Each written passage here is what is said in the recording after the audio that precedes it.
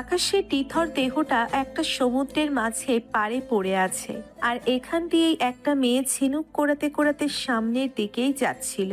হঠাৎ করে আকাশের লাশটা দেখে মেয়েটা কিছুটা বিচলিত হয়ে যায়। মেয়েটা অনেকটা ভয় পেয়ে গেছে, কিন্তু মেয়েটা সাহস নিয়ে সামনে এগিয়ে যায়। আর মেয়েটা এগিয়ে যাওয়ার পরে চেক করে দেখতে পারলো ছেলেটা এখনো বেঁচে আছে। মেয়েটা আর কোনো কিছু না ভেবে অনেক কষ্ট করে ছেলেটাকে বাসায় নিয়ে আসলো, কারণ এখান থেকে হাসপাতাল বেশ অনেক দূরে। বাড়িতে নিয়ে আসার পরে সে তার মতো করে প্রাথমিক চিকিৎসা দিল, কিন্তু কোনোভাবেই জ্ঞান ফেরাতে পারল না। তারপর তার বাবা মায়ের সহায়তায় তাকে হাসপাতালে নিয়ে আসা হলো। ছেলেটার চিকিৎসা করা হলো, আর কয়েকদিন পরে ছেলেটার জ্ঞান ফিরে আসলো। ছেলেটার জ্ঞান ফিরে আসার পরে ছেলেটা তখন বলতে শুরু করলো, ডক্টর, কে আমাকে এখানে এ পর্যন্ত নিয়ে এসেছে? আমি তাদেরকে দেখতে চাই, যাদের কারণে আমি আবারও নতুন জীবন ফিরে পেয়েছি। নীলা নামের একটা মেয়ে আপনাকে হাসপাতাল নিয়ে এসেছে তার বাবা মায়ের সহায়তায়। একটু পরে ওনারা চলে আসবে, ওনারা বাড়ি গেছে হয়তো। আকাশ এই কথা শোনার পরে অপেক্ষা করতে লাগলো। আর কিছুক্ষণ পরে নীলা এবং তার বাবা মা চলে আসলো। আর নীলার বাবা মা আকাশের জ্ঞান ফিরেছে দেখে বেশ খুশি হলো। ডাক্তারের কাছে জিজ্ঞাসা করলো, তখন নীলা একা আকাশের সামনে আসলো। নীলা মেয়েটা দেখতে বেশ অনেক সুন্দরী, যে কেউ দেখলেই তার প্রেমে পড়ে যাবে। নীলা আকাশকে জিজ্ঞেস করছে তার নাম, ঠিকানা, এসব কিছু, কিন্তু আকাশ কোনো কিছুই বলছে না। আকাশ শুধুমাত্র নীলার দিকে তাকিয়েছিল। মেয়েটার নামটা যেমন সুন্দর, মেয়েটাও ঠিক তেমনি সুন্দর। আর কিছুক্ষণ পরে নীলা আকাশের সামনে জোরে ডাক দিল। আকাশকে ডাক দেওয়ার পরে আকাশের ধ্যান ভাঙলো। আকাশ তখন বলতে লাগলো, জি, আমি আকাশ চৌধুরী। আমাকে কেউ রাস্তার মধ্যে ছিনতাই করতে এসেছিল। তারপর আমি এগুলো না দেওয়াতে ওরা আমাকে মেরে ফেলে, আর মেরে ফেলার পর হয়তো সবকিছু নিয়ে যায়। ছিনতাইকারী এভাবে কাউকে মারতে পারে, তা আবার গুলি করতে পারে, এটা আমাদের সত্যি ভাবনার বাইরে ছিল। কারণ আমাদের এলাকার আসলে ছিনতাইকারী আছে, কিন্তু তাই বলে এভাবে মারতে পারে, এটা সত্যি অবাক করা ঘটনা। সবাই তো আর এক হতে পারে না, তাই না? আপনার নাম নিশ্চয়ই নীলা। আপনি নিজেই নিয়ে এসেছেন আমাকে। আপনাকে অসংখ্য ধন্যবাদ। আপনি আমার নতুন জীবন দিয়েছেন। আসলে আপনি ভুল বললেন, আমি আপনার জীবন দেইনি, আমি শুধুমাত্র আপনাকে বাঁচানোর চেষ্টা করেছি। বাঁচানোর মালিক তো শুধু আল্লাহ। আল্লাহ তাআলা ছাড়া কারো ক্ষমতা নেই বাঁচানোর, আমি শুধুমাত্র উসিলা। আকাশ মেয়েটাকে মিথ্যা কথা বলল, কারণ আকাশের সাথে অন্য কিছু ঘটে গিয়েছে, যেটা আকাশ আস্তে আস্তে মনে করতে পারছে। এভাবেই নীলার সঙ্গে আকাশ কথা বলতে থাকে। আর কথা বলতে বলতে বেশ অনেকটা সময় পার হয়ে গেল। আকাশ নীলার মা বাবার সঙ্গে কথা বলতে থাকে। নীলার মা বাবাও বেশ হাসি খুশি ভাবেই আকাশের সঙ্গে সময় কাটাতে শুরু করলো। আর এভাবে কয়েক দিনের মধ্যেই আকাশ সুস্থ হয়ে যায়। আকাশ সুস্থ হয়ে ওনাদেরকে বিদায় দিয়ে সে ঢাকায় চলে আসে। এদিকে ঢাকায় সবাই ভাবছে আকাশ নামের কোনো অস্তিত্ব তাদের কাছে নেই, আকাশকে ওরা মেরে ফেলেছে। কিন্তু সেই আকাশ যে আবার ফিরে এসেছে এটা কারোর জানা নেই, এটা সবারই অজানা। সবাই এখন আকাশ মরে গেছে ভেবে আনন্দ শুরু করে দিয়েছে। আকাশ রাতে জার্নি করতে করতে ঢাকায় চলে আসলো। আর এদিকে নীলা মেয়েটা এই অল্প দিনের মধ্যে আকাশের উপর একটা মায়া কাজ করছিল। কেমন যেন সময় কাটতে চাচ্ছে না, কারণ এতদিন লোকটাকে অচেনা হওয়ার পরেও তাকে সেবা করে গেছে। তার মধ্যে একটা মায়া লেগে গেছে। নীলা কোনোভাবেই নিজেকে সামলাতে পারছে না। এদিকে আকাশ সকালবেলা বাসস্ট্যান্ডে নেমে একটা সিএনজি নিয়ে একটা গোডাউনের সামনে চলে আসলো। আর গোডাউনের সামনে সিএনজি থেকে নামার সময় কয়েকজন আকাশকে দেখে অবাক হয়ে তাকিয়ে আছে। কেউ আবার দৌড়ে আকাশের কাছে আসছে। আর আকাশ সিএনজিতে ভাড়া দিয়ে যথারীতি ওদের সামনে দাঁড়ালো। ওদের সামনে দাঁড়ানোর পরে সবাই একের পরে এক প্রশ্ন করতে লাগলো। ভাই, আপনি তো মারা গিয়েছেন, কিন্তু কিভাবে আবার বেঁচে আসলেন? সমস্ত নিউজ চ্যানেল আপনাকে নিয়ে নিউজ করেছে, সবাই আপনাকে মৃত ঘোষণা করেছে। আপনার ডেড বডি নাকি ওরা ছিন্ন ভিন্ন অবস্থায় পেয়েছিল। আল্লাহর অশেষ রহমতে আমি আবারও ফিরে এসেছি। তবে দুঃখের বিষয় হচ্ছে এটা যে ফিরে আসার পরে সেই বেঈমানগুলোর মুখ আবারও সামনে দেখতে হবে আমার। আমি কখনো ভাবতেও পারিনি যে আমার সঙ্গে এভাবে বেঈমানি করতে পারে। আমার খুব কাছের একটা মানুষকে ওরা খুন করেছে। ও বন্ধু ছিল না, ও আমার ভাইয়ের মতো ছিল। ভাই, যারা আপনার সঙ্গে বেইমানি করেছে তাদেরকে আপনি ছাড়বেন না, আমরাও ছাড়বো না। তবে আমরা আপনার পাশে ছিলাম, সবসময় পাশে আছি। আপনি নাই দেখে সবার অবস্থা কেমন হয়েছে একবার দেখতেই তো পারছেন। হ্যাঁ, আমি দেখতে পাচ্ছি সবার কি অবস্থা হয়েছে। আমাদের দিন আবারও ফিরে আসবে। ওই গ্যাংস্টার খুব তাড়াতাড়ি শেষ হবে। ওই গ্যাংস্টার সালমানকে যদি আমি নিজের হাতে খুন না করতে পারি তাহলে আমি কখনোই শান্ত হব না। ভাই, ওই গ্যাংস্টার এখন পুরো আন্ডারওয়ার্ল্ডকে দখল করে নিয়েছে। ওই সালমান এবং সাথে আরিফ হাওলদারও, সেও তার সঙ্গে হাত মিলিয়েছে। ওরা দুজন মিলেই এখন পুরো আন্ডারওয়ার্ল্ড চালাচ্ছে। আকাশ সবার সঙ্গে কথা বলতে লাগলো, আর সবার সঙ্গে কথা বলতে বলতে আকাশ ভিতরে চলে আসলো। ভিতরে এসে ফ্রেশ হয়ে খাবার খেয়ে নিল। খাবার খাওয়ার পরে জুবাইর তার সামনে এসে একটা ল্যাপটপ নিয়ে এগিয়ে দিল। ল্যাপটপটা ওপেন করার পরে আকাশ সকল কিছু বুঝতে পারলো। এতদিনে কি হয়েছে আর কে কে তার সঙ্গে বেইমানি করেছে, এগুলোর লিস্ট আগে থেকেই জুবাইর সংগ্রহ করে রেখেছে। ওরা নিজেরাই প্রাণ নিয়ে পালিয়ে এসেছে। মূলত আকাশ বলেছিল ওদেরকে চলে যাওয়ার জন্য, আর আকাশের চোরাচুরিতে ওরা আকাশকে ফেলেই সেখান থেকে ফিরে এসেছে। আকাশ এভাবেই সবার সঙ্গে সময় কাটাতে শুরু করলো, আর এভাবে কখন যে সময় পার হয়ে গেল বুঝতেই পারলো না। বিকালবেলা আকাশ একটা গাড়ি নিয়ে বেরিয়ে পড়লো সবাইকে নিয়ে। উদ্দেশ্য এখন কমিশনারের সঙ্গে দেখা করবে, আর সেজন্য কমিশনারের বাসায় যাচ্ছে। প্রায় 15 মিনিট গাড়ি চলার পরে গাড়িটা কমিশনারের বাসার সামনে চলে আসলো। আকাশ সবাইকে নিয়ে নেমে পড়লো, আর আকাশ নেমে পড়ার পরে ওর গেট দিয়ে প্রবেশ করলো সমস্ত পুলিশ গার্ডস। সবাই মিলে আকাশকে সালাম দিতে লাগলো, আর সবাই অবাক হয়ে তাকিয়েছিল, কিন্তু কারোর কোনো ক্ষমতা ছিল না আকাশের সামনে এসে কোনো কিছু জিজ্ঞাসা করার জন্য। আকাশ সরাসরি কমিশনারের বাসার ভিতরে প্রবেশ করলো। একমাত্র আকাশেরই অধিকার রয়েছে এভাবে কোনো বাসার ভিতরে অনুমতি না নিয়ে প্রবেশ করার জন্য, আর আকাশকে অনুমতি না দিলেও আকাশ এমনিতেই ভিতরে প্রবেশ করবে। এটা কমিশনার খুব ভালোভাবে জানে। সে দেখতে পারলো কমিশনার বেশ কজন পুলিশ অফিসারের সঙ্গে মিটিং করছেন, আর আকাশকে সবাই দেখে হাঁ করে তাকিয়ে রইলেন। আকাশকে দেখে হাঁ করে তাকিয়ে থাকারও কারণ আছে, কারণ ওরা নিজেরাই প্রমাণ করেছে যে আকাশ মারা গেছে, তার দেহগুলো ছিন্ন বিচ্ছিন্ন হয়ে গেছে, আর সেগুলো সংগ্রহ করে একটা জায়গায় দাফন করা হয়েছে। আর তখন আকাশ বসে পড়ল। আকাশ বসে পড়ার পরে তখন বলতে শুরু করলো, কি ব্যাপার? আমাকে এভাবে দেখে আপনারা মনে হয় খুবই অবাক হচ্ছেন। অবাক হওয়ার কোনো কিছুই নেই।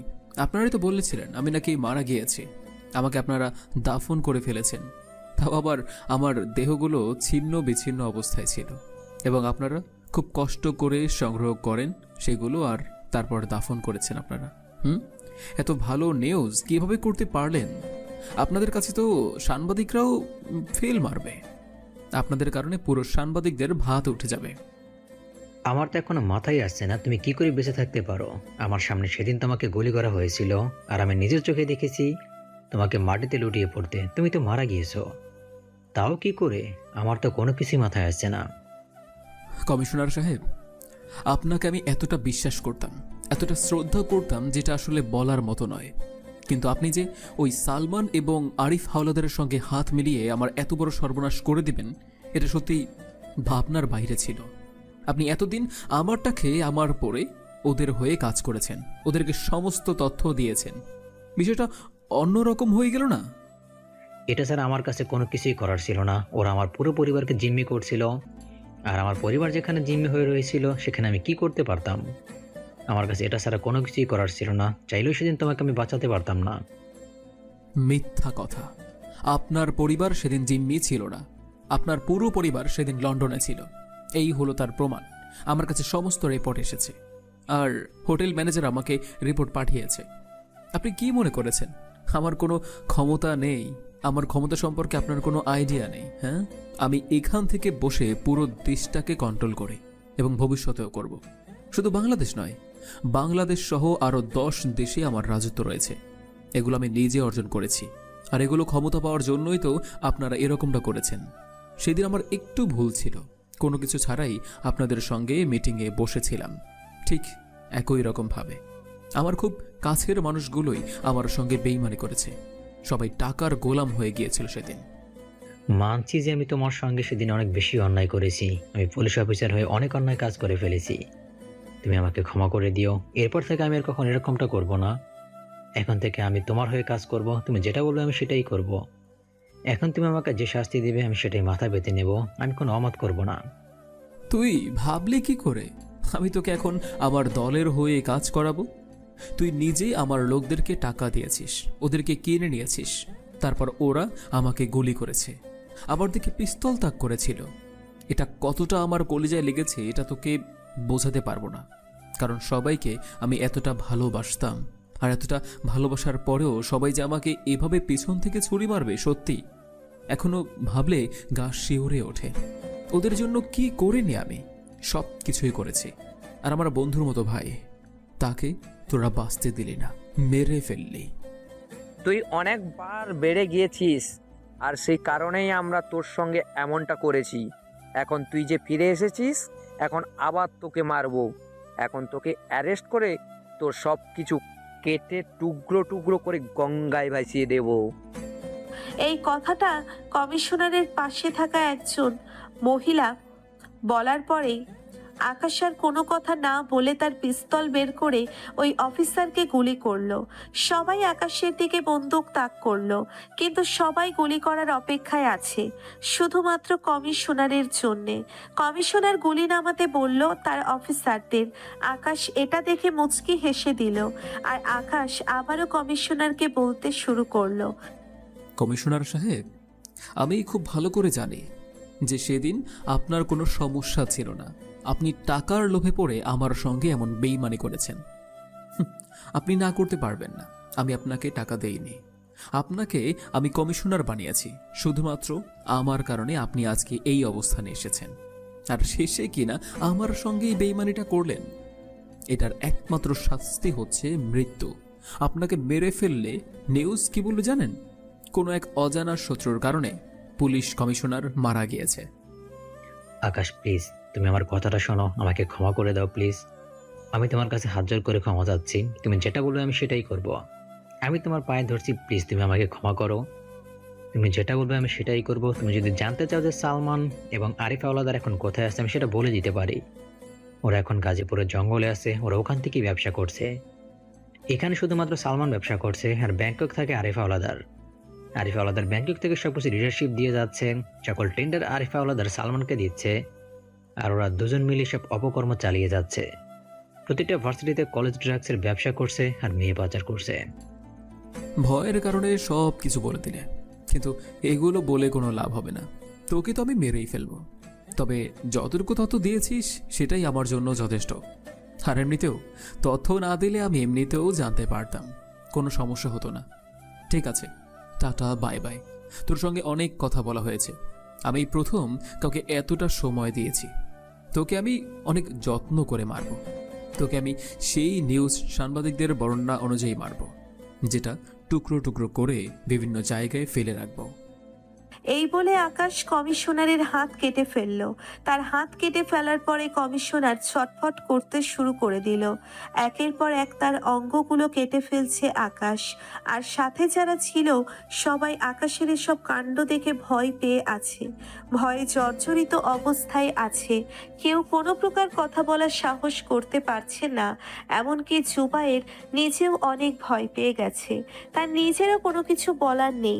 আর যত পুলিশ অফিসার রয়েছে সবাই কাঠের মতো সেখানে দাঁড়িয়ে রয়েছে।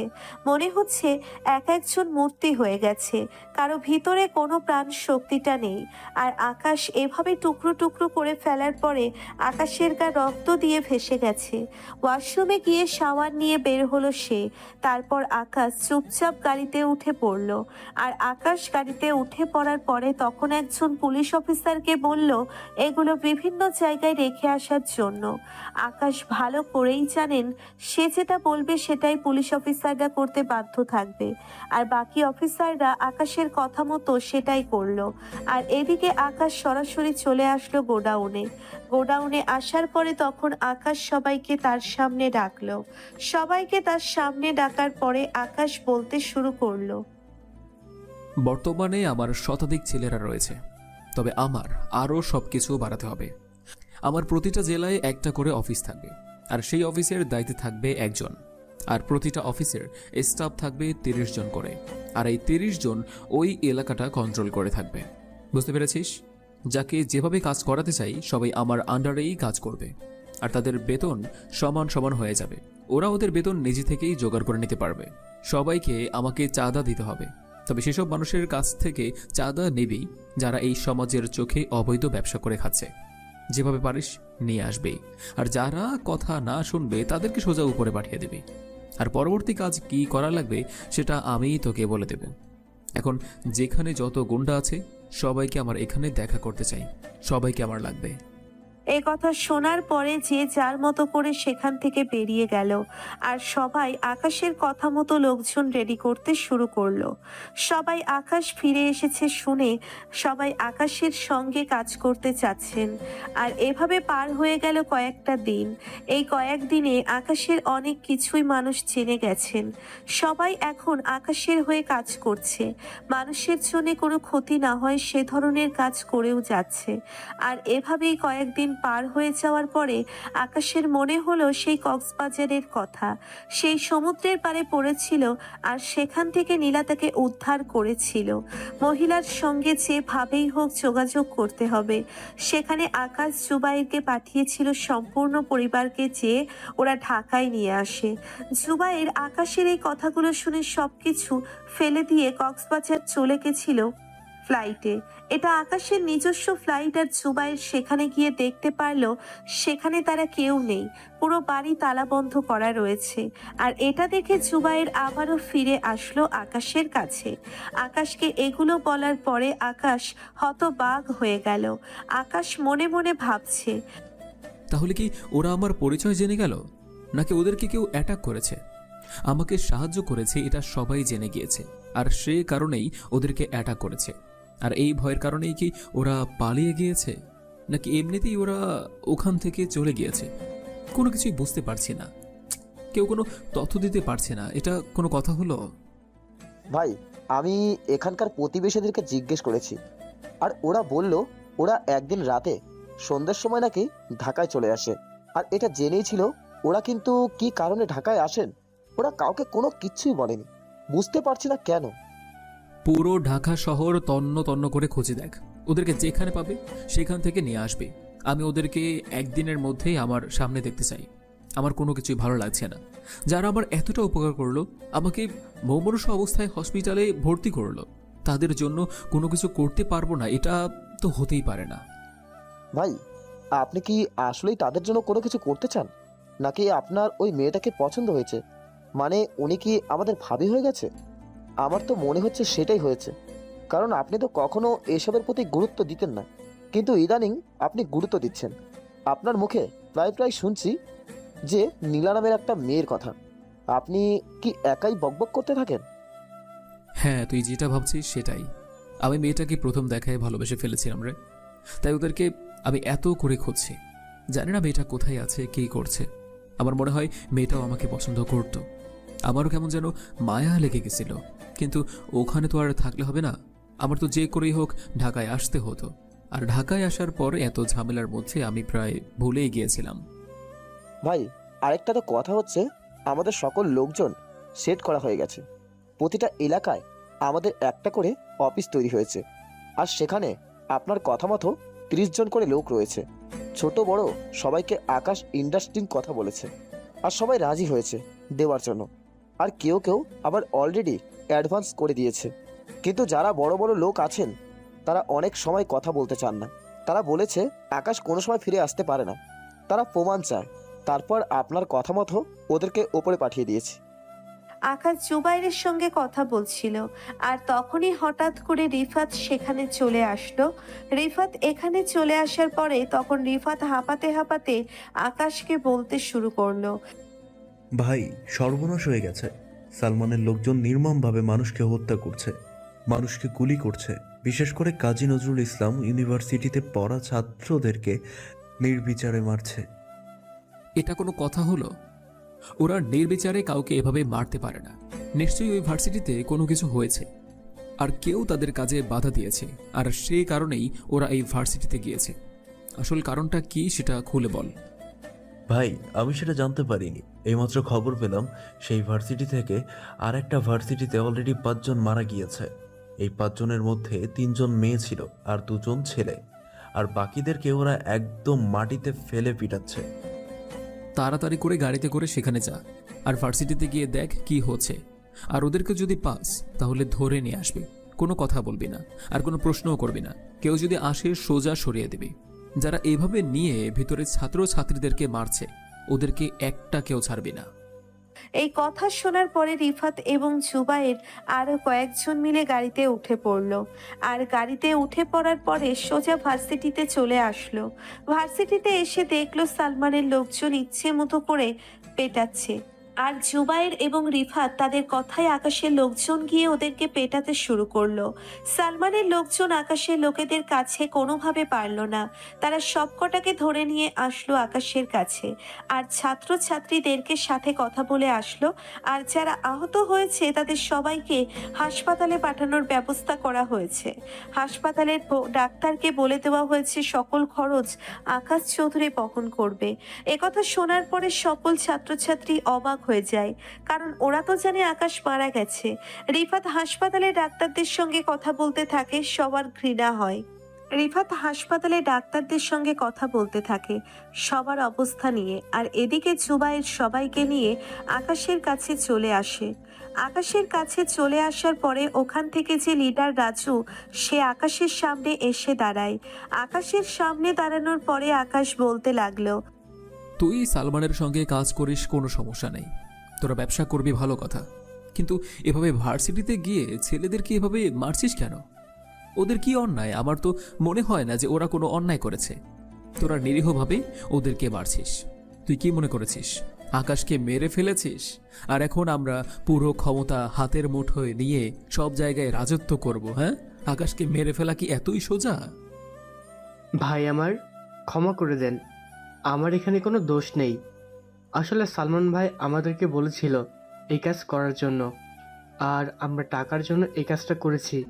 মূলত কথা হয়েছিল, কয়েকটা ছেলে মিলে আপনার নাম বলেছিল, আর আপনার নাম বলে আমাদের প্রায় 1 লাখ টাকার হিরোইন জব্দ করেছিল। আর সেই ছেলেটার খোঁজ করতে আমরা ভার্সিটিতে গিয়ে এইসব তাণ্ডব করেছি, যেন ভয় সবাই বলে দেয় কোন ছেলেগুলো এসব করেছে। সামান্য এই কারণে তুই নির্বিচারে ওদেরকে মারছিস? তুই জানিস শুধুমাত্র তোদের জন্য কতজন এখন হাসপাতালের বেডে শুয়ে আছে? যারা বড়লোকের সন্তান আছে তারা তো খুব তাড়াতাড়ি সুস্থ হতে পারবে, আর যারা একটু নিম্ন মধ্যবিত্ত ঘরের সন্তান, যারা গ্রাম থেকে এখানে পড়াশোনা করতে আসে, তারা কেমন ভোগান্তিরায় পড়বে? তারা আর কি চিকিৎসার জন্য টাকা পাবে? তুই যদি ওদের জায়গায় থাকতি তখন কি করতি? মনের মধ্যে কি একটু মায়া কাজ করে না? একটু ভয় পাস না? ভাই, আমাকে ক্ষমা করে দিন, আমি আমার নিজের ভুল বুঝতে পেরেছি। আমাকে প্লিজ আর মারবেন না, আমাকে ক্ষমা করে দিন।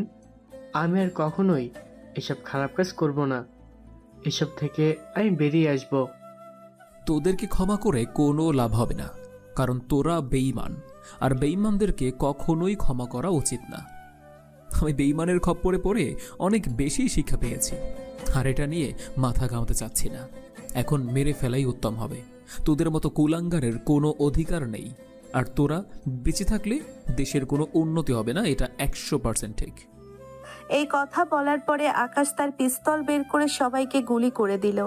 সবাইকে গুলি করে দেওয়ার পরে সবাই সেখানেই ছটফট করতে করতে মারা গেল।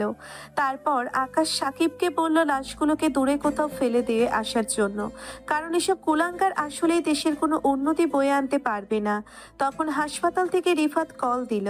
রিফাত কল দেওয়ার পরে বলতে লাগলো হাসপাতালের সবাই আকাশের সঙ্গে কথা বলতে চায়, তার সঙ্গে দেখা করতে চায়। আকাশও বেরিয়ে পড়লো গাড়ি নিয়ে, লোকজন নিয়ে আকাশ হাসপাতালে চলে আসলো। হাসপাতালে আসার পরে দেখতে পারলো এখানে প্রায় 12 জন শিক্ষার্থী আহত হয়ে ভর্তি হয়েছে, তার মধ্যে 4 জন মেয়ে রয়েছে। আকাশ একের পর এক ছেলেদের সঙ্গে কথা বলেই যাচ্ছে, আর সবাই একে একে আকাশের কাছে বিচার দিচ্ছে। কেউ কেউ আবার আকাশের হাত ধরে কান্না করছেন, যে কিভাবে বেড়েছে এগুলোর বর্ণনা দিচ্ছেন। আকাশ তাদেরকে সান্ত্বনা দিচ্ছে, আর হঠাৎ করেই একটা চোখ পড়লো অন্য একটা পাশে একটা মেয়ে সেখানে চোখ বন্ধ করে শুয়ে আছে। মেয়েটাকে দেখেই আকাশ অবাক হয়ে গেল, কারণ এটা যে আর কেউ নয়, এটা যে নীলা। নীলা এই ভার্সিটিতে তাহলে ভর্তি হয়েছে। আকাশ তাড়াতাড়ি করে সেখান থেকে বেরিয়ে আসলো। আকাশ সেখান থেকে বেরিয়ে আসার পরে ডাক্তারের সঙ্গে কথা বলল। ডাক্তারের সঙ্গে কথা বলার পর ডাক্তার তখন বলতে লাগলো, এই যে নীলা নামের মেয়েটা, ওনার আসলে কয়েকটা জায়গায় ফুলে গেছে, কারণ হকি স্টিক দিয়ে অনেক জায়গায় আঘাত করা হয়েছিল, তো সেই জন্য হয়তো হাতের অনেক জায়গায় ব্যথা পেয়েছে। আমরা ট্রিটমেন্ট করে দিয়েছি, আশা করি উনি 2-3 দিনের মধ্যে সুস্থ হয়ে যাবেন। তবে আল্লাহর অকিস কৃপায় হাতের হাড়গুলো ভেঙে যায়নি, এটাই সবচেয়ে বড় প্লাস পয়েন্ট। আর একটু হলে হাড়গুলো ভেঙে যেত। ডক্টর, বাকি সব শিক্ষার্থীদের খুব ভালোভাবে ট্রিটমেন্ট করবেন। যত টাকা লাগে আমাকে বলবেন, আমার লোক এসে পেমেন্ট করে দেবে। এমনকি আমি রিফাতকে বলে দিচ্ছি, রিফাত সব কিছু পেমেন্ট করে দেবে, বিল মিটিয়ে দেবে। আর আমি নীলাকে আমার সঙ্গে নিয়ে যেতে চাই, এখন আপনি ব্যবস্থা করে দিন। আকাশ ভাই, আপনি এটা কি বলছেন? আপনার দর্শনের কারণে এই হাসপাতালটা চলছে, তাহলে আমরা কিভাবে আপনার থেকে টাকা নিই? আর আপনি যে এখানে এসেছেন এটা অলরেডি সবাই জেনে গেছে, আর সবাই ওদেরকে খুব ভালো করে ট্রিটমেন্ট করেছেন। আপনি যে এখানে আছেন, আমরা ওদেরকে ভালো করে ট্রিটমেন্ট করব। আমরা প্রতিটা রোগীকে সমান চোখে দেখি। ধন্যবাদ ডক্টর সাহেব, তবে আমাকে নিয়ে এত মাতামাতি করতে হবে না। আমি আপনাদের মতো একটা সাধারণ মানুষ, আমি যতটুকু পারি ততটুকু আপনাদেরকে সাহায্য করে যাই। জানি না আমি মানুষের পাশে কতটুকু থাকতে পেরেছি, তবে চেষ্টা করছি মানুষের পাশে থাকার জন্য। আপনার মৃত্যুর কথা শুনে আমরা সবাই আতঙ্কিত হয়ে গিয়েছিলাম। আমরা ভেবেছিলাম আপনাকে হয়তো আমরা হারিয়ে ফেলেছি। ওই জানোয়ারগুলো তো আমাদের কখনো দেখবে না। ওই মানুষগুলো কিভাবে ব্যবহার করে আপনি খুব ভালো করেই জানেন। আপনি আছেন বলে এখনো মানুষগুলো শান্তিতে ঘুমাতে পারছে, নাহলে প্রতিটি রাত্রে চিন্তায়, ডাকাতি, বুম ব্লাস্টের মতো ঘটনা ঘটে। ডক্টর সাহেব, আমাকে এগুলো বলতে হবে না, আমি এগুলো খুব ভালো করেই জানি। আপনি নীলাকে নিয়ে যাওয়ার জন্য ব্যবস্থা করুন, বুঝতে পেরেছেন? ওদেরকে খুব ভালোভাবে দেখবেন। আমি রিফাতের কাছ থেকে খবর নেব, আসার তো হয়তো সময় পাবো না। একথা বলার পরে আকাশ কেবিন থেকে বেরিয়ে আসলো, আর কেবিন থেকে বেরিয়ে আসার পরে আকাশ নীলার পাশে বসে পড়ল। নীলা হঠাৎ করেই চোখ খুলে গেল। আকাশকে এভাবে দেখে অবাক হয়ে গেল। সে মনে মনে আকাশের খোঁজেই এই ভার্সিটিতে ভর্তি হয়েছে, তার মা বাবা সহ এখানে নিয়ে চলে এসেছে নীলা। এভাবে আকাশের দেখা পেয়ে যাবে এটা সত্যিই নীলা আশা করেনি। আর তখন আকাশ শান্ত গলায় নীলাকে বলতে লাগলো, কি ব্যাপার, এভাবে আমার দিকে তাকিয়ে আছেন কেন? মনে হয় আপনি কিছু বলবেন। থাক, এখন কোনো কিছু বলার প্রয়োজন নেই। আপনি এখন অসুস্থ, আগে সুস্থ হন, তারপর বলবেন।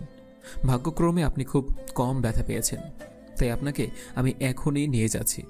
চলুন আমার সঙ্গে, বাকি কথা পরে হবে। কিন্তু আপনি এখানে হঠাৎ করে কি করেন? সবাই আপনাকে এত সম্মান করছে কেন? আমি তো কোনো কিছু বুঝতে পারছি না। আপনি কি আসলেই সেই আকাশ চৌধুরী নাকি অন্য কেউ? আমার তো বিশ্বাস হচ্ছে না। এভাবে হাঁ করে থাকার কোনো কিছুই নেই। আর আমি সেই আকাশ চৌধুরী যাকে আপনি সমুদ্রের পাড় থেকে তুলে নিয়ে এসে হসপিটালে চিকিৎসা করিয়েছেন আপনার মা বাবার সহায়তায়। এমনকি আপনি সেবা করতে করতে কখন যে আমাকে পছন্দ করে ফেলেছেন সেটা আপনিও জানেন না। হয়েছে, এবার তো না হয় চলেন, আর কোনো প্রশ্ন নাই। সবার সামনে মান সম্মান খাবেন না। আমার সবাই তাকিয়ে আছে।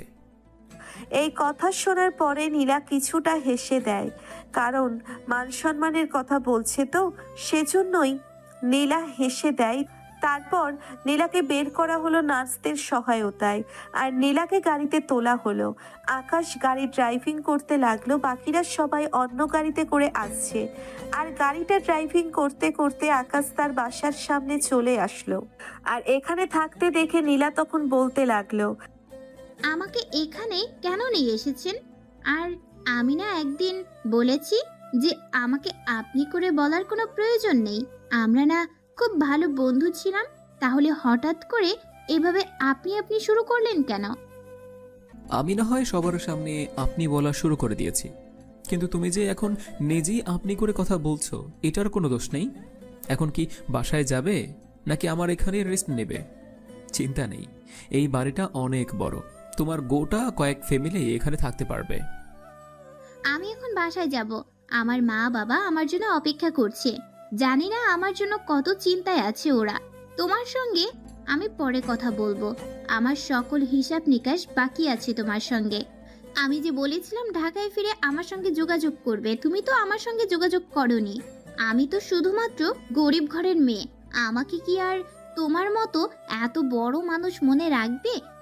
আমিও বোকার মতো ওইখানে থেকে এই ঢাকায় এসে ঢাকায় মা বাবাকে কি বলবো বুঝতে পারছিলাম না, তাই এই ভার্সিটিতে ভর্তি হয়েছি। হাতে কিছু জমানো টাকা ছিল, আর সেগুলো দিয়েই এখানে ভর্তি হয়েছি। নীলা, আমি তোমাকে কিছু কথা বলতে চাই, কথাগুলো মনোযোগ দিয়ে শুনবে। তোমার সঙ্গে আমার পরিচয় ছিল মাত্র 14 কি 15 দিন। এই 14-15 দিনে খুব কম সময়ের মধ্যে তোমার অনেক কাছাকাছি চলে গিয়েছিলাম। তুমি 24 ঘন্টা আমার খেয়াল রাখতে, আর আমিও তোমাকে ভালোবেসেছিলাম। তুমিও আমাকে মনে মনে ভালোবেসে ফেলেছিলে, এটা আমি বুঝতে পেরেছিলাম।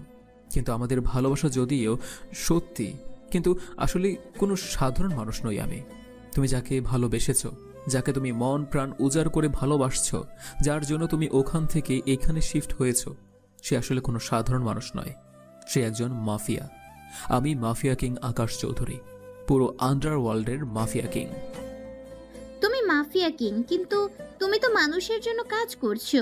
তুমি তো মানুষের কোনো ক্ষতি করছো না, তুমি তাদেরকেই তো ক্ষতি করছো যারা এই দেশের ক্ষতি করছে। তাই এই মানুষগুলোর ক্ষতি করছে কাউকে না কাউকে তো প্রতিবাদ করতে হবে। আর তুমি তো এসবের প্রতিবাদ করছো। আমিও তো টিভি নিউজে আকাশ চৌধুরীর নাম শুনেছি, কিন্তু কখনো চোখে দেখা হয়নি। আজকে তোমাকে নতুন করে দেখলাম, আর আমি যে মানুষটাকে ভালোবাসি সেই মানুষটাকে আজীবন ভালোবেসে যাব। তোমার কোনো কিছু দেখেই আমি ভালোবাসিনি। আগেও যেমন ভালোবাসতাম, এখনো ঠিক তেমনই তোমাকে ভালোবাসি। আমি অচেনা একটা মানুষকে ভালোবেসেছিলাম, বিশ্বাস ছিল মানুষটা কখনো খারাপ হবে না, মানুষটা ভালোই হবে। আর এই বিশ্বাসের ওপর ভর করেই আমি এগিয়েছি। আল্লাহ তাআলা আমার দোয়াটা কবুল করে নিয়েছে। তুমি তো আর কোনো খারাপ কাজ করছো না, তাই না? তোমার টাকা পয়সা নাম খ্যাতি এসবের প্রতি কোনো লোভ নেই। আমার দরকার ভালো মানুষ, এবং যে মানুষটা আমাকে সবচেয়ে বেশি ভালোবাসবে, সবচেয়ে বেশি আগলে রাখতে পারবে। আমি নীলার কথা শুনে কোনো কথা বলতে পারছিলাম না। অন্য কোনো মেয়ে হলে হয়তো এটা করতো না। আসলে নীলা আমার আগের কোনো কিছুই জানতো না। এখন আমি এগুলো বলার পরেও নীলা আমাকে সেই আগের মতোই ভালোবাসে। আমার জন্য অনেক মেয়ে পাগল, তবে তারা ছিল শুধুমাত্র টাকা পয়সার নাম খ্যাতি এসবের জন্য পাগল ছিল। কিন্তু নীলাকে আমি পরীক্ষা করলাম, নীলার এসবের প্রতি কোনো লোভ নেই। নীলা শুধুমাত্র আমাকেই ভালোবাসে। আমি নীলাকে শক্ত করে জড়িয়ে ধরলাম। নীলাকে শক্ত করে জড়িয়ে ধরে কান্না করতে শুরু করলাম। আর নীলা তখন বলতে শুরু করলো, কি ব্যাপার, এত শক্ত একটা মানুষ তবুও তার চোখে জল? আমার তো বিশ্বাসই হচ্ছে না। এখানে কান্না করার কি আছে? প্লিজ কান্না করো না। তোমার কি হয়েছে সেটা আমাকে খুলে বলো। জানো, আমি যখন ভার্সিটিতে পড়তাম অনার্স 2য় বর্ষে, তখন আমার মা অনেক বলতো, তুই কি বিয়ে করবি না? তোর কি বউ আমি দেখে যেতে পারবো? আমার কি নাতি নাতনির মুখ দেখার ইচ্ছে নেই? হ্যাঁ, এসব মা বাবা দুজনেই অনেক বলতো। বাবা ছিল পুলিশ অফিসার, অনেক সৎ অফিসার ছিল, তার জন্য অনেক শত্রুও ছিল তার। আর অনেকেই বাবাকে হত্যা করার জন্য চেষ্টা করেছে। আর বাবার কাজের সহায়তা করতে গিয়ে ওই স্থানগুলোকে মারতে গিয়ে হয়ে গেলাম খারাপ ছেলে বলে বাসা থেকে আমাকে বের করে দিয়েছিল। এসব করে দেখে মানুষের কোনো কিছু হলে এগিয়ে যেতাম, আর আমার নাম উঠে যায় সন্ত্রাসীর কাতারে। তখন অনেক রাগ হয়েছিল যে আমার নাম কি করে সন্ত্রাসীর আসবে। এটা নিয়ে রাগ অভিমান ছিল আমার বাবার ওপরে। তারপর একদিন বাবা নিজেই আমাকে অ্যারেস্ট করলো। অনেক জেদের বশে গিয়েছিলাম, যাদের জন্য আমাকে জেল পর্যন্ত আসতে হয়েছে তাদেরকে আমি ছাড়ব না। আর মানুষের উপর এবং এই জেদের কারণেই আমাকে বানিয়ে দিয়েছে মাফিয়া। তবে একদিনকাল রাতে সব কিছু শেষ হয়ে যায়। আমার খুব কাছের মানুষগুলো আমার সঙ্গে বেইমানি করে। আর সেদিন ছিল সালমান এবং আমার মিটিং। ও এই দেশ ছেড়ে চলে যাবে কথা দিয়েছিল, আর তাকে কোনো কিছু দেওয়ার কথা ছিল। এগুলো নিয়ে মোটামুটি মিটিংয়ে বসেছিলাম। তারপর বেইমানি করলো সবাই, আর আমার পুরো পরিবারকে মেরে ফেললো। আর আমাকেও গুলি করলো ওরা। আমার পুরো পরিবারকে আমার চোখের সামনে নিয়ে এসে তারপর মেরেছে। আমার কোনো কিছুই করার ছিল না, কারণ সবাই আমার হাত পা শিকল দিয়ে বেঁধে রেখেছিল। সবাই বেইমানি করেছিল আমার সঙ্গে। আমি পুরো পরিবারকে নিজের চোখের সামনে শেষ হতে দেখেছি। আমার মা মারা যাওয়ার সময় একটা কথা বলেছিল। সেই কথাটা হলো, বাবা, তোর উন্নতিটা আমি দেখে যেতে পারলাম না। আমার বোনটাকে ওরা অত্যাচার করে মেরে ফেলেছে। বাবা মায়ের একমাত্র ছেলে ছিলাম আমি, তো তাই অনেক আদর যত্নও ছিল। অনেক বলতো বিয়ে কর। আমি সবসময় বলতাম আগে মনের মতো মানুষ পাই তারপর বিয়ে করব। মায়ের সঙ্গে অনেক ফ্রি ছিলাম, কিন্তু সেই মনের মানুষ পেলে বিয়ে করতে পারেনি। কিন্তু দেখার মতো মানুষটা আর নেই। বাবা ছিল অনেক রাগে, তাই বাবার সঙ্গে কোনো কিছু শেয়ার করতে পারতাম না। তাই মাই ছিল সব। আজকে মায়ের কথা খুব মনে পড়ছে। মায়ের বেঁচে থাকলে হয়তো আজকে অনেক খুশি হতো। ছেলের হবু বউ বলে কথা, এজন্যই কান্না করছিলাম। প্লিজ মন খারাপ করো না, আমি তো আছি তোমার পাশে। আমি পাশে থাকলে তোমার আর কোনো কিছুই লাগবে না। ওনাদের জন্য তো এখন দোয়া ছাড়া আর কোনো কিছুই করতে পারবে না। ওনাদের জন্য শুধু আমরা দুজনও দোয়া করতে পারি। হ্যাঁ চলো, অনেক সময় হয়ে গিয়েছে। তোমাকে তোমার বাসায় পৌঁছে দিয়ে আসি। আন্টি আঙ্কেল হয়তো তোমার জন্য অনেকক্ষণ ধরে পথ চেয়ে বসে আছে। তুমি যদি এমনভাবে মন খারাপ করে থাকো তাহলে কিন্তু আমি বাসায় যাব না। আমি এখন বাসায় যেতে চাই না। আমি মা বাবাকে ফোন করে দিচ্ছি, ওনারা চিন্তা করবে না। আর দয়া করে মা বাবা যেন এটা জানতে না পারে যে ভার্সিটিতে ঝামেলা হয়েছে। আরে আমি ঠিক আছি, তুমি শুধু শুধু আমাকে নিয়ে এত টেনশন করছো। তুমি বাসায় যাও। তুমি অসুস্থ, তুমি এটা ভুলে যেও না। ডক্টর কিন্তু তোমাকে ছুটি দিতে চাচ্ছিল না। আমি নিজে থেকেই তোমাকে ছুটি নিয়ে এসেছি। এটা কিন্তু মনে রাখতে হবে। ভুলে গেলে কিন্তু একদম চলবে না। আমি এখন বাসায় যাব না মানে যাব না। আমাকে জড়াজড়ি করে কোনো লাভ হবে না। আমি যেটা বলেছি সেটাই। আমাকে নিয়ে এখন অন্য কোথাও যেতে হবে। আপাতত খিদে পেয়েছে, খাবার খাবো। চলো চলো তাহলে কোনো একটা রেস্টুরেন্টে গিয়ে দুজন মিলে ভরপেটে খাওয়া দাওয়া করি। আমারও খিদা পেয়েছে। আকাশ গাড়ি স্টার্ট দিল। গাড়ি স্টার্ট দেওয়ার পরে গাড়িটা একটা রেস্টুরেন্টের সামনে এসে থামলো। সবাই সালাম দিতে লাগলো, আর আকাশ নীলাকে নিয়ে যথারীতি ভিতরে চলে আসলো। ভিতরে এসে একটা জায়গায় বসে পড়লো। আকাশকে দেখে বাকিরা জায়গা ছেড়ে দিয়েছে। ওয়েটার আসলো, ওয়েটার এসে জিজ্ঞেস করলো কি খাবেন। তখন নীলা তার ইচ্ছে মতো করে অর্ডার দিল, আর আকাশ বলেই দিয়েছে নীলার পছন্দ অনুযায়ী খাবার খাবে। একটু পরেই খাবার নিয়ে চলে আসলো। খাবার নিয়ে আসার পরে নীলা আকাশকে মুখে তুলে খাইয়ে দিচ্ছে। আকাশ চুপচাপ খাচ্ছে আর মোবাইল টিপছে। আর এভাবে দুজন খাওয়া দাওয়া শেষ করার পরে রেস্টুরেন্ট থেকে বের হলো। রেস্টুরেন্ট থেকে বের হওয়ার পরে আকাশ কথা বলতে বলতে নীলাকে তার বাসার সামনে নামিয়ে দিয়ে সেও বাসায় চলে আসলো। এভাবেই পার হয়ে গেল অনেকগুলো দিন। আকাশও তার নিজের কাজকর্ম চালিয়ে যাচ্ছে। ওদিকে সালমানের ব্যবসা সম্পূর্ণই ধ্বংস করা হচ্ছে। আকাশের লোকেরা সমস্ত জায়গায় গোডাউন শহর সবকিছুই মাটির সঙ্গে মিশিয়ে দিচ্ছে। আকাশ একদিন রাতের বেলা নীলার সঙ্গে কথা বলছিল মোবাইল ফোনে, আর হঠাৎ করে একজনের কাছ থেকে একটা ভিডিও ক্লিপ আসলো। ভিডিও ক্লিপটা ওপেন করার পরে আকাশ যেটা দেখতে পারলো, এরা দেখার জন্য মোটেও প্রস্তুত ছিল না। তার চট্টগ্রামের পুরো গোডাউন আগুন দিয়ে জ্বালিয়ে দিয়েছিল। ওই শয়তানগুলো। আর এখানে প্রায় তার লোকেরা অনেকেই মারা গেছে, প্রায় 20 জনের মতো লোক মারা গেছে। আকাশের মাথা পুরো নষ্ট হয়ে গেছে। এগুলো দেখার পরে আর এগুলো ভিডিওগুলো একটা আইডি থেকে পাঠানো হয়েছে। আইডিটার সাথে সাথে ডিঅ্যাক্টিভেট করা হয়েছে। এটা ফেক আইডি ছিল, তার থেকে আকাশ কোনো তথ্য নিতে পারলো না। এই লোকটা ছিল হয়তো সালমান বা আরিফ হাওলাদার, যে কোনো একজনের লোক। আকাশ তাড়াতাড়ি করে কল কেটে দেয়। আর এদিকে নীলা হঠাৎ করেই কল কেটে যাওয়ার ফলে নীলা অনেকটা টেনশনে পড়ে গেল। হঠাৎ করে আবার আকাশের কি হয়ে গেল? নীলা অনেক বেশি টেনশনে পড়ে গেছে। এদিকে আকাশ বাসা থেকে বেরিয়ে আসলো সোজা গোডাউনে। গোডাউনে আসার পরে সবাইকে বলল তাড়াতাড়ি করে রেডি হওয়ার জন্য, আর 10 মিনিটের মধ্যে হেলিকপ্টার রেডি করার জন্য।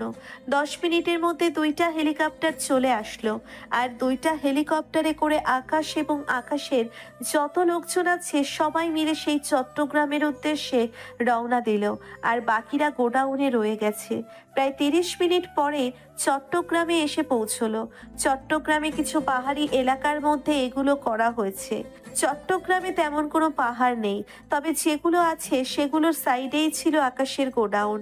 আকাশ গোডাউনের কাছে আসার পরে দেখতে পারলো লাশের উপর লাশ স্তূপ হয়ে পড়ে আছে। এগুলো দেখার পরে আজ নিজেকে ঠিক রাখতে পারলো না, চোখ দিয়ে অনবরত জল গড়িয়ে পড়ছে। সবাই আকাশকে অনেক বেশি সম্মান করত, বিশ্বাস করত, আর সেই আকাশের কারণেই এগুলো লোক মারা গেছে। হঠাৎ করে আকাশের মোবাইলে আরো একটা কল আসে। কলটা আকাশ রিসিভ করলো। ওপাশ থেকে নীলা বলতে লাগলো, আকাশ কোথায় তুমি? ওরা আমার মা বাবাকে সহ মেরে ফেলেছে। আমি এখন সিঁড়ির নিচে লুকিয়ে আছি। ওরা আমাকেও পাগলের মতো খুঁজে বেড়াচ্ছে। মুখোশ পরে কয়েকজন এসেছে, আর বাকিরা বাইরে দাঁড়িয়ে আছে। আমি কি করব বুঝতে পারছি না। তুমি তাড়াতাড়ি এখানে আসো। নীলা, কি বলছো তুমি এসব? তোমার মা বাবাকে মেরে ফেলেছে মানে? আর ওরা কারা? তুমি কি ওদেরকে চিনতে পেরেছো? তুমি চিন্তা করো না, আমি এখনই আসছি। তুমি যেখানে আছো সেখানে বসে থাকো প্লিজ। ছেড়ে দে শয়তান, তোদেরকে ধ্বংস করার জন্য আকাশ এখনই আসবে।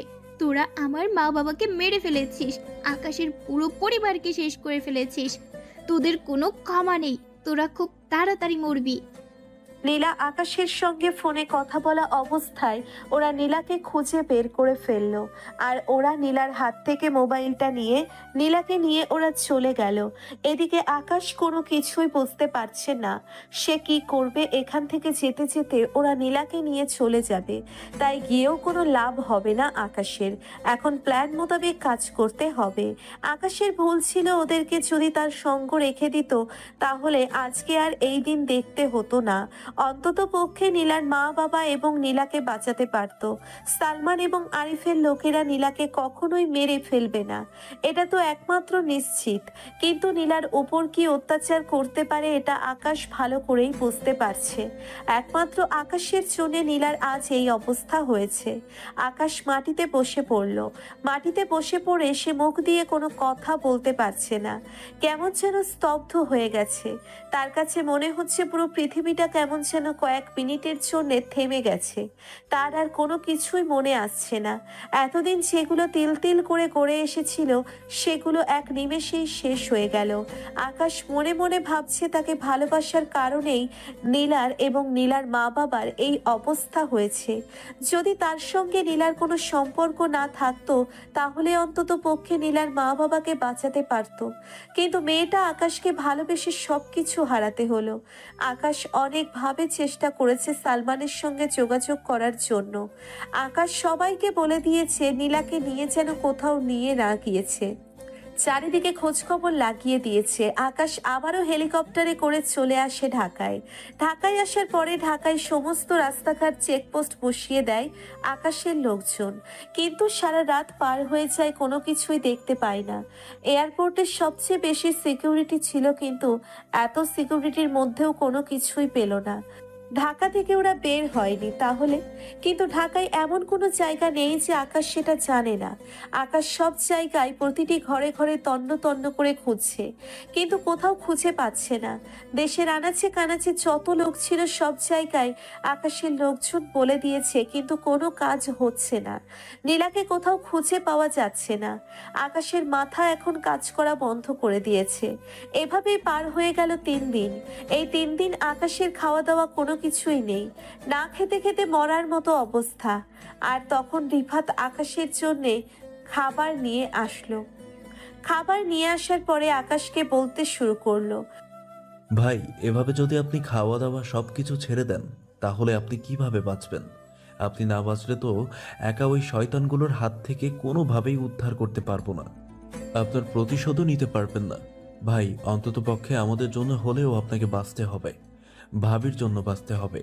আপনি প্লিজ খাবারগুলো খেয়ে নিন। না খেতে খেতে আপনার অবস্থা কেমন হয়ে গেছে, আপনি অসুস্থ হয়ে পড়েছেন। প্লিজ ভাই, আপনি খাবারের উপর অভিমান করবেন না। ভাই, আমাদের অবস্থাটাও একটু দেখেন। আপনি ছাড়া আমাদের কে আছে? আমরা তো অনাথ। ভাই, আপনি এভাবে ভেঙে পড়েছেন কেন? আমরা তো আপনার পাশে আছি। সারা জীবন যতদিন বেঁচে থাকবো ততদিন আমরা একসঙ্গে বেঁচে থাকবো। তবে ভাই, ওদেরকে শাস্তি দেওয়ার জন্য হলেও আপনাকে বেঁচে থাকতে হবে। আপনি প্লিজ খাবারটা খেয়ে নিন। আপনি খাবার না খেলে আমরা কি করে খাবার খাই বলেন? আমাদের সবার অবস্থা এখন করুণ অবস্থা। হঠাৎ করে এমন ঝড় নেমে আসবে এটা কখনোই আশা করিনি। ওরা যে কোনোভাবে টাকা দিয়ে হলেও আমাদের সমস্ত কিছু লোকেশন তথ্য জানতে পেরে গেছে। আর নীলা ভাবিকে ওরা কিডন্যাপ করে কোথায় নিয়ে গেছে সেটা আমরা খোঁজ করার চেষ্টা করছি। আপনি চিন্তা করবেন না ভাই, আপনি খাবারটা খেয়ে নিন। রিফাত এবং সাকিবের চোরাচুরিতে আকাশ খাবার খেতে লাগলো। তবে খাবার খাওয়ার কোনো ইচ্ছে ছিল না তার। বাঁচার জন্য সে খাচ্ছে খাবার। খাওয়া শেষ করে আকাশ শুয়ে পড়ল। আকাশের প্রচণ্ড জ্বর এসেছে। এসব চিন্তা করতে করতে আকাশ অসুস্থ হয়ে গেছে। আকাশের এমন করুণ অবস্থা দেখে সাকিব আর মুখ বুজে সহ্য করতে পারল না। আকাশকে ওষুধ দিয়ে গেল, আর ডাক্তার এটাও বলে গেল, অতিরিক্ত টেনশনের কারণে আকাশ সাহেব এখন ডিপ্রেশনে পড়ে গেছেন। এভাবে চলতে থাকলে আকাশের মৃত্যু নিশ্চিত। এখন যে কন্ডিশনে আছে আকাশ ভাইয়ের যে এই অবস্থা হবে এটা সত্যি ভাবা যায় না। কারণ একজন শক্ত মানুষ এত তাড়াতাড়ি হাল ছেড়ে দিবে এটা কিভাবে হতে পারে? আমরা তো সবসময় দেখে এসেছি আকাশ ভাইকে শক্ত মানের একজন মানুষ সামান্য কারণে এমন হাল ছেড়ে দিয়েছে কেন? সবাই মোটিভেশন দিয়ে সে আগের মতো করে তুলতে হবে, নাহলে আকাশ ভাইকে উঠিয়ে নিয়ে আসা অনেক কঠিন। আসলে ডাক্তার সাহেব, আকাশ ভাই নীলা ভাবিকে অনেক বেশি ভালোবাসে। আর এই পৃথিবীতে নীলা ভাবি ছাড়া তার আপন বলতে কেউ নেই। তার পুরো পরিবারকে তো ওই শয়তানগুলোও শেষ করে দিয়েছে। আর নীলা ভাবিকে ওরা কিডন্যাপ করে নিয়ে গেছে এই 3 দিন। এমন কোনো জায়গা নেই যে আমরা খুঁজে দেখিনি। প্রতিটি জায়গায় তন্ন তন্ন করে 2বার 3বার করে আমরা খুঁজে চলেছি, কিন্তু কোথাও খুঁজে পাচ্ছি না। সব জায়গায় সোর্স লাগিয়েছি, প্রায় 5টা দেশের সোর্স লাগিয়েছি। ব্যাংকক সহ সমস্ত জায়গায় খুঁজে চলেছি, কিন্তু কোথাও খুঁজে পাচ্ছি না। আমরা এই প্রথম ব্যর্থ হচ্ছি। কিছুক্ষণ পরে ডাক্তার চলে গেল। ডাক্তার চলে যাওয়ার পরে আকাশকে সবার সামনে নিয়ে আসা হলো। সবার সামনে চুপচাপ দাঁড়িয়ে আছে। সবাই আকাশকে সান্ত্বনা, ভরসা এবং আরো অনেক কথা বলতে লাগলো, হাসানোর চেষ্টা করলো। আর আকাশ তখন সবার উদ্দেশ্য করে হঠাৎ করেই বলে উঠল, আমার কোনো না কোনো জায়গায় ভুল হয়েছে, যার জন্যই ওরা এত কিছুর তথ্য নিয়ে যেতে পেরেছে। এগুলো আমার খুঁটিয়ে খুঁটিয়ে দেখতে হবে। আর আমার এমন কোনো কিছু হয়ে যায়নি। আমাকে নিয়ে তোরা কোনো চিন্তা করিস না, তোরা তোদের কাজ কর। আমার মনে হয় ওরা বাংলাদেশি আছে, ওরা বাংলাদেশ ছেড়ে যায়নি। ভাই, আমাদের কোন জায়গায় ভুল আছে আমি সেটাই বুঝতে পারছি না। আমাদের মধ্যে যারা আছে সবাই আপনার প্রতিটা কাজ খুব নিখুঁতভাবে পালন করে থাকে। আপনি যেভাবে বলেন সেইভাবেই আমরা কাজ করি। আপনার কথা ছাড়া একটা কাজও আমরা বাড়তি করি না। তবুও আমাদের কাছে কি করে ভুল থাকতে পারে? অবশ্যই ভুল আছে আমার এখন মনে হচ্ছে। কারণ হলো সেদিন ভার্সিটিতে তোরা গিয়েছিলি, আর ভার্সিটিতে যাওয়ার পরে রাজু নামের একটা ছেলেকে সহ আরও বেশ কয়েকজনকে এই গোডাউনের মধ্যে নিয়ে এসেছিলাম। আর আমি তখন কি করছিলাম? বসেছিলাম না? হ্যাঁ ভাই, আপনি তো সে সময় বসে বসে কফি খাচ্ছিলেন। আর আমরা তো তাদেরকে প্রায় 30 মিনিটের মতো ওই রুমটার মধ্যে আটকে রাখি। আপনার জন্যই। আপনি তো পরে কফি শেষ করে তারপরে ওদের সঙ্গে কথা বলেছেন, আর তারপর ওদেরকে মেরে ফেলা হলো। এই 30 মিনিটেই আমার জীবনের সবচেয়ে বড় ভুল হয়েছিল, কারণ ওখানে একটা ল্যাপটপ রাখা ছিল। তোর মনে আছে আমি আমার ল্যাপটপটা সেই রুমের মধ্যে রেখে দিয়েছিলাম, আর সেই ল্যাপটপের মধ্যেই সকল কাজ হয়ে গেছে। রাজু আগেই বুঝতে পেরেছিল যে তাকে মেরে ফেলা হবে, সেজন্য সে ওই ল্যাপটপ থেকে সমস্ত তথ্য হ্যাক করে এবং সালমানের কাছে পাঠিয়ে দেয়। তবে হ্যাক করাটা অনেক বেশি এক্সপেন্সিভ ছিল। আমি আমার ল্যাপটপের মধ্যে ফিঙ্গারপ্রিন্ট দিয়েছিলাম। ওরা কোনোভাবে আমার আগে থেকেই ফিঙ্গারপ্রিন্ট সংগ্রহ করেছিল, আর যে খবর তার জন্য ওরা ভার্সিটিতে মারামারি করেছিল সেটা আমার মনে হয় ভুয়া। ওরা প্ল্যান করেই আমার গোডাউন পর্যন্ত এসেছিল। রাজু কোনো মাফিয়া নয়, সে বিভিন্ন মাফিয়াদের সাথে কাজ করে থাকে টাকার বিনিময়ে। তাকে সালমান হায়ার করে ব্যাংকক থেকে নিয়ে এসেছে, আমার যতদূর ধারণা। ভাই আপনি কি বলছেন? আমরা তো কিছুই বুঝতে পারছি না। এটা কি করে সম্ভব? যদি রাজু টাকা নিয়ে তারপর এসব প্ল্যান মোতাবেক করে থাকে, তাহলে তো রাজু নিজেই জানতে পারতো যে তাকে মেরে ফেলা হবে, আর নিজের জীবন দিয়ে কেন এসে এটা করতে যাবে? আগে তো নিজের জীবন, এই কাজটার জন্য তাকে অনেক টাকা দেওয়া হয়েছে, এটা না হয় মানতে পারলাম, কিন্তু সেই যদি না থাকে তাহলে টাকাগুলো আসলে পাবে কে? হ্যাঁ, এটাও একটা গুরুত্বপূর্ণ প্রশ্ন, তবে এটারও একটা উত্তর আছে।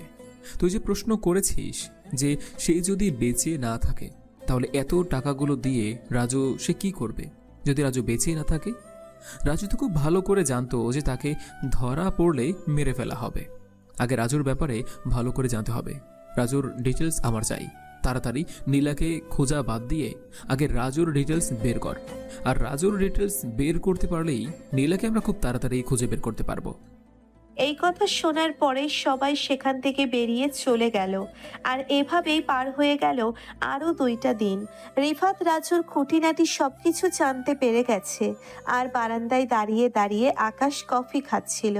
নীলার কথাই ভাবছিল আকাশ। জানে না নীলান এখন কি করছে, নাকি এখন ভালো আছে।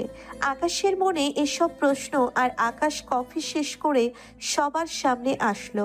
সবার সামনে আসার পরে রিফাত তখন বলতে শুরু করলো, ভাই এই রাজুর ব্যাপারে সমস্ত খুঁটিনাটি তথ্য সব জানতে পেরে গেছি।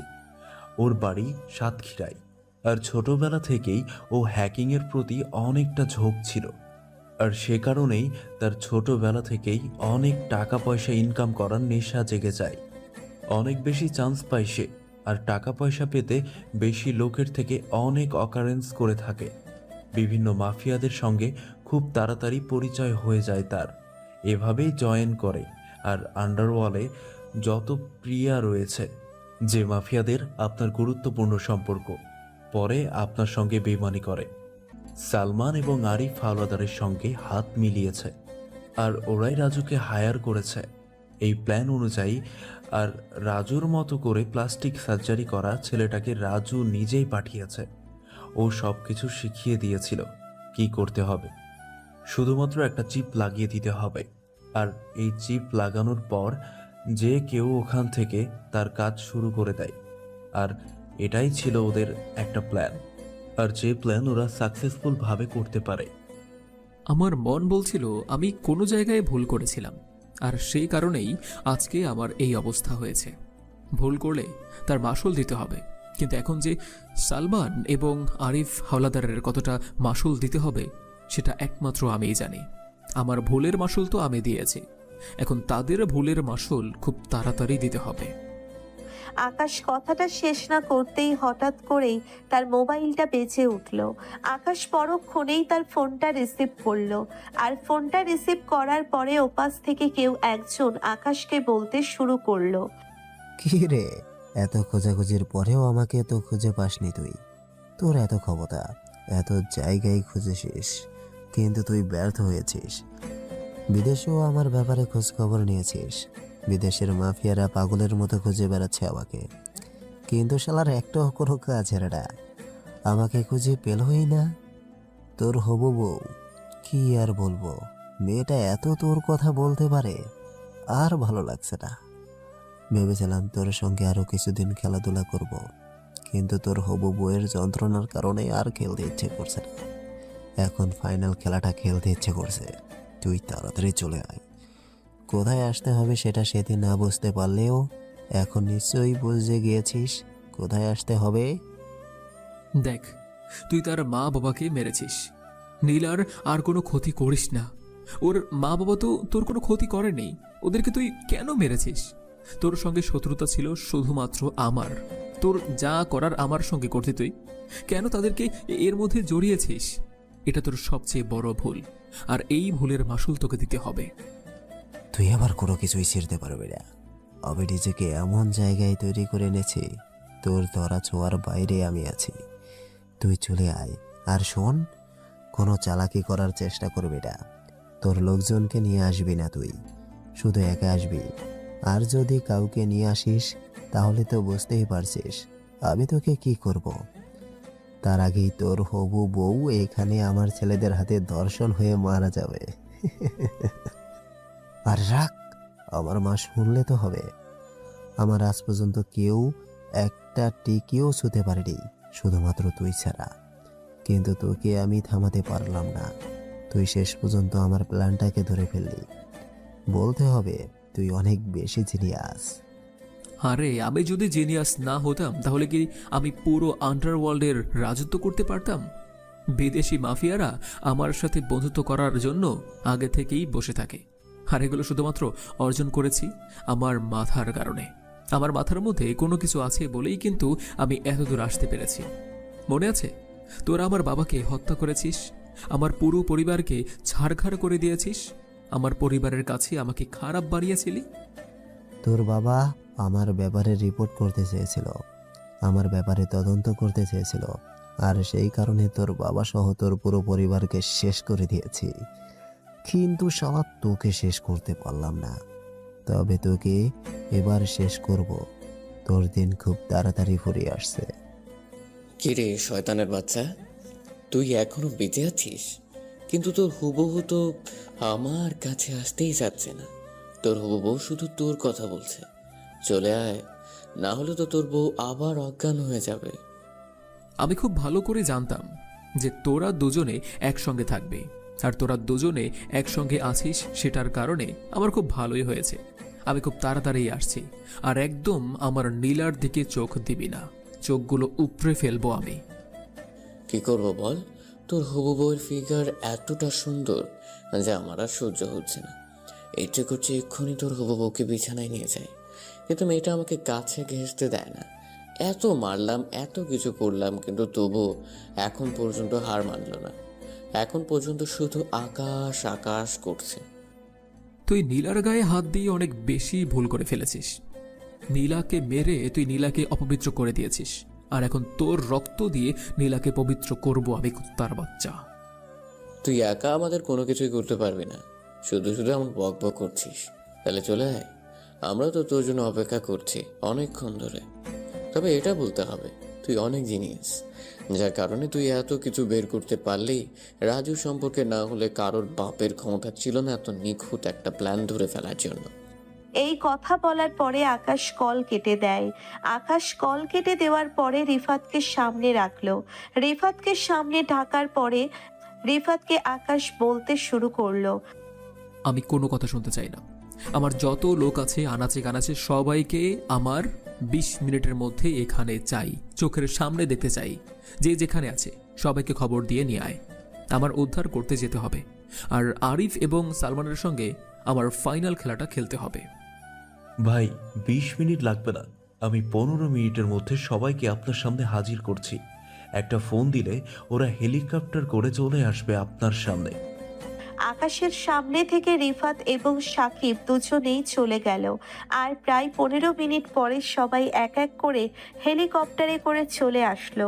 অনেকগুলো হেলিকপ্টার থেকে কমান্ডো স্টাইলে আকাশের সামনে লোকজন উপর থেকে নিচে নামছে, আর এগুলো আকাশ দাঁড়িয়ে দাঁড়িয়ে দেখছে। আর এভাবেই 20 মিনিট বুঝিয়ে দেওয়ার হলো। সবাইকে প্ল্যান মোতাবেক কাজ করতে বলল আকাশ।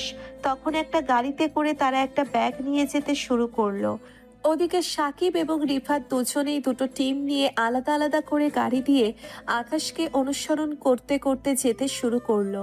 প্রায় 30 মিনিট জার্নি করার পরে সেই গাজীপুরের পুরনো জঙ্গলে এসে পৌঁছলো, কিন্তু সেখানে আকাশ কাউকেই দেখতে পারল না। হঠাৎ করেই আকাশের গাড়িটা থেমে যায় কোনো এক অজানা কারণে। গাড়িটা থেমে গেছে আর আকাশ গাড়ি থেকে নেমে দেখতে পারল সেখানে আঠা লাগানো আছে, আর সেই কারণেই গাড়ির টায়ারে লেগে গাড়িটা থেমে গেছে। মূলত এটাই তার প্রথম সিগন্যাল। আকাশ তার ব্যাগটা নিয়ে যথারীতি মাইক্রোফোনে বলে দিল সবাইকে চারিদিক থেকে দেখার জন্য। আকাশের সিগন্যাল পেয়ে সবাই প্রস্তুত হয়ে গেল, আর এদিকে আকাশ সামনের দিকে এগিয়ে যায়। আকাশের কানে মাইক্রোফোন আছে এটা তেমন কারোরই নজরে পড়বে না, কারণ খুবই সূক্ষ্ম একটা মাইক্রোফোন। এটা আকাশ লন্ডন থেকে নিয়ে এসেছে। আকাশ ব্যাগটা নিয়ে সামনের দিকে এগিয়ে যেতে শুরু করলো, আর সামনের দিকে আগানোর পরেই কয়েকজনকে দেখতে পারল এদিকেই আসছে। কয়েকটা ছেলে মিলে আকাশকে নিয়ে চোখ বেঁধে সেই পুরনো জমিদার বাড়ির ভিতরে নিয়ে গেল। জমিদার বাড়ির ভিতরে নিয়ে যাওয়ার পরে আকাশের চোখ থেকে বাঁধন খুলে দেওয়া হলো। আকাশ সামনে তাকিয়ে দেখতে পারল নীলাকে দড়ি দিয়ে বেঁধে রেখেছে চেয়ারের সাথে। নীলার গালের মধ্যে ছাপ পড়ে গেছে থাপ্পড়ের। নীলার ঠোঁট ফেটে রক্ত বের হচ্ছে। মেয়েটাকে আকাশ দেখে চোখগুলো ছলছল করছে আকাশের। নীলার এতটা করুণ অবস্থা, নীলার দু চোখ ভরে শুধু আকাশকেই দেখছে। আকাশকে দেখে নীলার মনে হচ্ছে তার যেন একটা প্রাণ ফিরে এসেছে। এতদিন যতটা কষ্ট হয়েছিল এখন তার চেয়ে বেশি ভালো লাগছে নীলার। নীলা তখন আকাশকে বলতে শুরু করলো, ওরা আমাকে অনেক মেরেছে, ওদেরকে এমন ভাবে মারবে ওদের যেন চিহ্ন পর্যন্ত কেউ না পায়। আমি আর সহ্য করতে পারছি না, আমাকে এখান থেকে নিয়ে যাও আকাশ। আমি তোমাকে নিয়ে বাঁচতে চাই। তুমি মরলে দুজনে একসাথে মরবো, বাঁচলে একসাথে বাঁচবো। সালমান, তুই এখনই নীলাকে ছেড়ে দে। আমি এসে গিয়েছি, আর তোর সঙ্গে আমার কথা হয়েছিল, আমি আসলেই তুই নীলাকে ছেড়ে দিবি। নীলাকে ছেড়ে দে, নীলার এখানে কোনো দোষ নেই। এটা আমি কি করে বলবো? আরিফের পছন্দ হয়েছে তোর নীলাকে। আরিফ চাচ্ছে 2-1 বিছানায় গরম করার পরে তারপর বাকিটা তোকে দিয়ে দেওয়া হবে। আরিফের ইচ্ছাটাও তো পূরণ করতে হবে, তাই না? এই কারণে তাকে এখন পর্যন্ত পবিত্র করে রাখা হয়েছে। তাও আবার তোর সামনে নীলার সব কিছু খুলে আমার বন্ধু এনজয় করবে। কুত্তার বাচ্চা, তুই আমাকে অনেক মেরেছিস আর আমার কোনো কিছু করতে পারবি না। আমার আকাশ এসে গেছে। আকাশ এর দেহে যতক্ষণ প্রাণ থাকবে ততক্ষণ পর্যন্ত তোদের আর কোনো নিস্তার নেই। তোরা সব কয়টায় মরবি। মেয়েটা এত কথা বলতে পারে এটা সত্যি আমাদের জানা ছিল না। সব সময় শুধু তোর কথা বলে, এতটা ভালোবাসে তোকে, কিন্তু কোনো উপায় নেই। এই মেয়েটাকে আমার তো লাগবেই, তা আবার তোর সামনে মেয়েটাকে ভোগ করব। তোর যত সমস্যা হয়েছিল সবকিছু আমার সঙ্গে। তুই ওর বাবা মাকে কেন হত্যা করতে গেলি? মেয়েটাকে এতিম বানিয়ে দিয়েছিস শুধুমাত্র আমার কারণে। ওনারা মারা গিয়েছে, আমার কতগুলো লোককে হত্যা করা হয়েছে। হত্যা করেছিস আমার কারণে। ভার্সিটিতে কত ছাত্র ছাত্রীদের হাত পা ভেঙে দিয়েছিস, আর একের পর এক অন্যায় করে গিয়েছিস ভার্সিটিতে। কলেজে তোরা ড্রাগসের ব্যবসা করতি, সেগুলো আমি বন্ধ করেছি। রাতের আধারে নারী পাচার করতি, কিডন্যাপ করে ওদেরকে পাচার করে দিতি, এগুলো বন্ধ করেছি। আর এগুলোর জন্য জনগণ তোদেরকে কি শাস্তি দেবে সেটা আমি নিজেও বলতে পারছি না।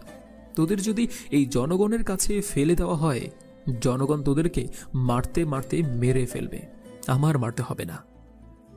আমার সব কিছু স্বাভাবিক চলছিল, কিন্তু সেখানে তুই এসে আমাকে পুরো নিঃস্ব করে দিয়েছিস। তোকে তো আমি মেরে ফেলেছিলাম, কিন্তু তোর তো কই মাছের প্রাণ। তোকে আবার এই নীলা তোকে বাঁচিয়ে নিল। তারপর তোর সঙ্গে পরিচয় হলো। এগুলো আমি জেনে গেছি সেদিন। যদি নীলা তোকে না পাঠাতো তাহলে অনেক ভালো হতো। এই মেয়েটা হচ্ছে সবচেয়ে বড় কালপিট, আর এই মেয়েটার জন্যই আমার এত বড় ক্ষতি হয়েছে।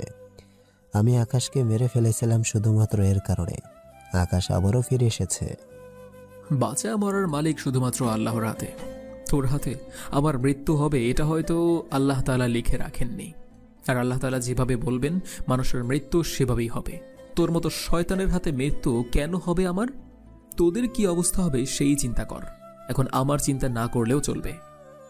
তখন আকাশকে কয়েকজন মারতে আসলো আর আকাশ ওদেরকে মারতে শুরু করলো। আর পেটের মধ্যে কয়েকটা ঘুষি দিতেই ওরা মাটিতে লুটিয়ে পড়লো। ওরা আর উঠে দাঁড়ানোর মতো সাহস পেল না।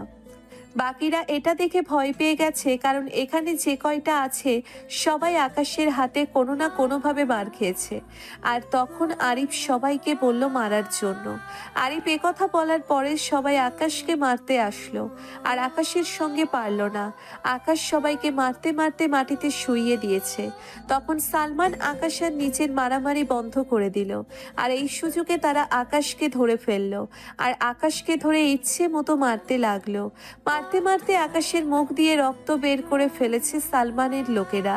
তখনই আকাশ সবাইকে অ্যাটাক করতে বলল, আর অ্যাটাক করার কথা বলতেই চারিদিক থেকে পাখির মতো ঝাঁকে ঝাঁকে চারিদিক থেকে গুলি করতে লাগলো। এগুলো করতে করতে ওরা সামনে এগিয়ে আসলো, আর যেহেতু সালমানের লোকেরা বেশি প্রস্তুত ছিল না, তার কারণে সবাই মোটামুটি প্রথমেই মারা গেল। আর এই সুযোগে আকাশ নীলাকে একটা নিরাপদ জায়গায় নিয়ে আসলো, আর ড্রাইভারকে নিয়ে নীলাকে একটা হাসপাতালে পাঠিয়ে দিল নীলার ট্রিটমেন্টের জন্য। নীলা কোনো কিছুতেই যেতে চাচ্ছিল না, কিন্তু আকাশের চোরাচুরিতে নীলা গেল। নীলার মনটা পড়ে আছে আকাশের কাছে। আজ ওদেরকে গুলি করছেন, আর প্রায় 20 মিনিট গোলাগুলি হওয়ার পরে সবাই সেখানে মারা গেল। আর সালমান আকাশের গুলিতেই মারা গেল।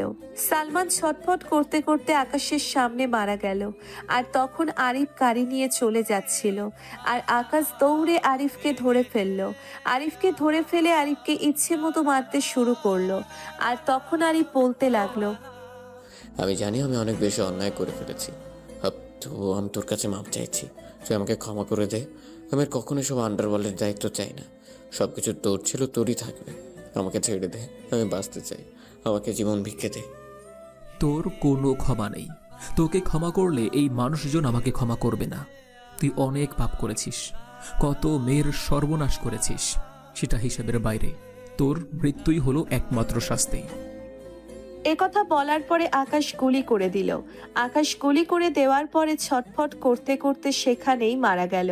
কাটা মুরগির মতো করতে লাগলো আরিফ। আজকে থেকে সবকিছু স্বাধীন হয়ে গেল। আজকে থেকে কেউ আর দেশের মধ্যে অশৃঙ্খল পরিবেশ তৈরি করতে পারবে না।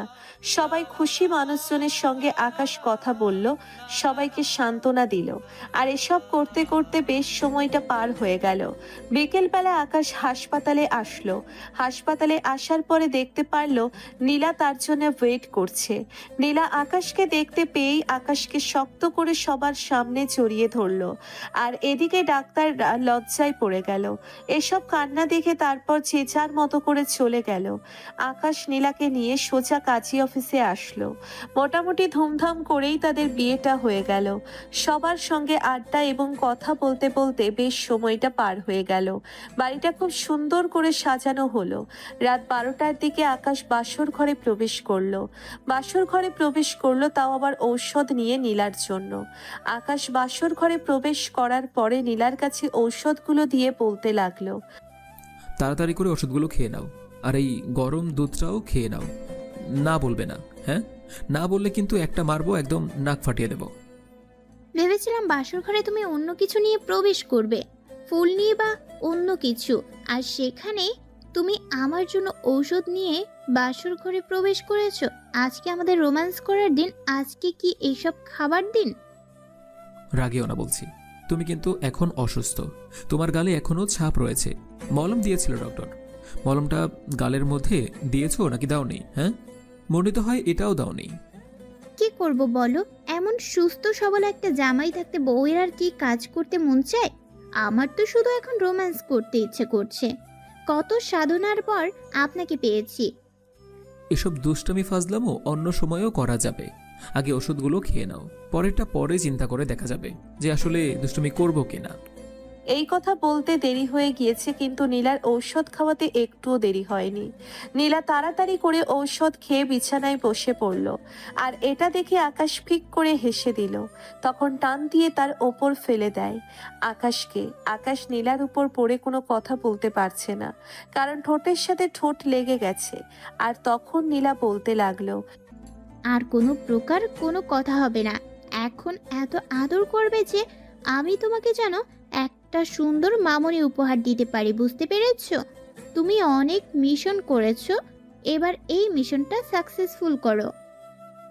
আকাশ আর কোনো কথা বলতে পারল না। আর এভাবেই দুজনে মিলে হারিয়ে গেল এক অজানা রাজ্যে। এভাবে না হয় থাকুক তাদের মিষ্টি ভালোবাসার গল্পটা। নিত্য নতুন ভালোবাসার গল্প পেতে আমাদের চ্যানেলটি এখনই সাবস্ক্রাইব করে পাশে থাকবেন। ধন্যবাদ সবাইকে।